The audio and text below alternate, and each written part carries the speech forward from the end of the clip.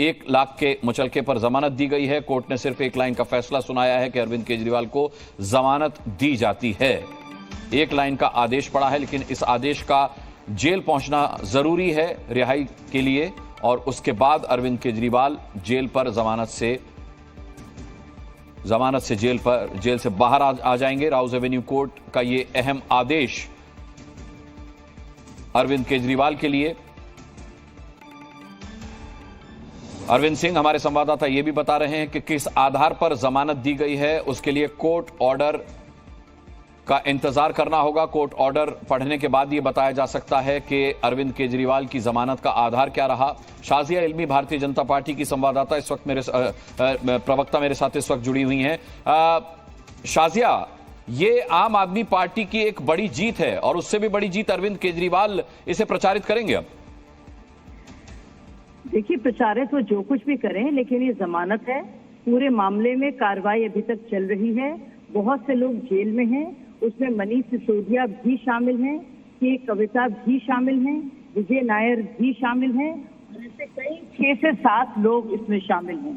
तो चाहे आप बात करें इसमें किस तरह से किकबैक दिए गए, किस तरह से हवाला ऑपरेटर्स का इस्तेमाल किया, किस तरह से जो प्रोसीड थे उनको बांटा गया, तो उसको लेकर मुझे लगता है इतना आसान नहीं होगा इस केस को रफा दफा करना। और द वेरी फैक्ट कि अभी तक मनीष सिसोदिया जेल में है और एक बार भी उनको राहत नहीं मिली, अपने आप में एक और कहानी बयां करता है। लेकिन शाजिया अब जी शाजिया, अब बड़ी बात यह है कि अरविंद केजरीवाल अब तब तक जमानत पर रहेंगे जब तक उनकी जमानत को चैलेंज नहीं किया जाता।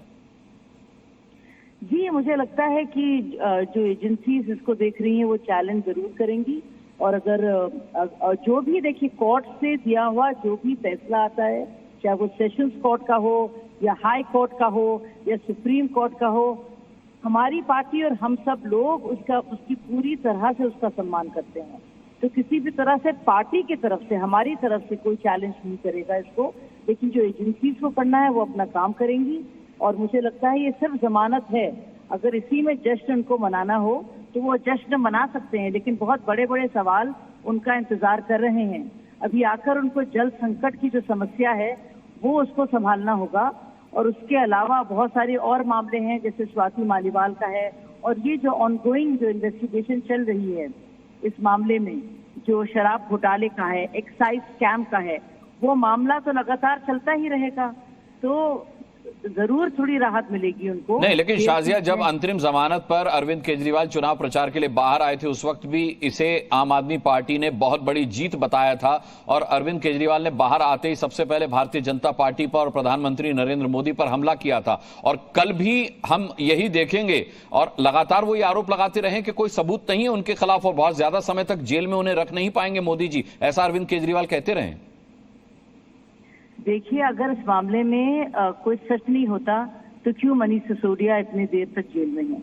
और अगर कहना चाह रहे हैं कि जमानत मिलने का मतलब है कि वो रिहाई है और वो पूरी तरह से बेकसूर हैं, तो उससे साफ जाहिर हो जाता है कि चाहे सत्येंद्र जैन हो एक और मामले में, या फिर मनीष सिसोदिया हो एक्साइज स्कैम यानी कि शराब घोटाले मामले में, तो साफ जाहिर होता है कि इसमें वो पूरी तरह से बेकसूर नहीं है, कसूरवार है, यानी कि कट्टर बेईमान है। तो दोनों तरफ से अगर इस बात को देखेंगे, या तो एक सही हो सकता है या दूसरा, दोनों चीजें तो सही हो नहीं सकती।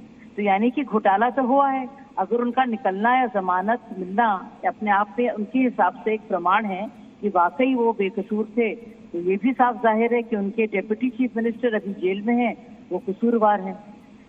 और ये जमानत हुई है, ये सिर्फ जमानत है, मामला चल रहा है, एविडेंस नए दिए गए हैं, और मुझे लगता है कि जो भी जांच एजेंसी इस पर काम कर रही हैं उसको आगे चैलेंज करेंगी और सबूतों को पेश किया जाएगा। तो मुझे लगता है ये ऑनगोइंग प्रोसेस है। बहुत ज्यादा जो है खुशी मनाने की या जश्न मनाने की ज्यादा कोशिश करने की जरूरत नहीं है, क्योंकि बहुत लंबा ये सिलसिला चलेगा और इतनी आसानी से ये दास्तान खत्म नहीं होगी। शुक्रिया।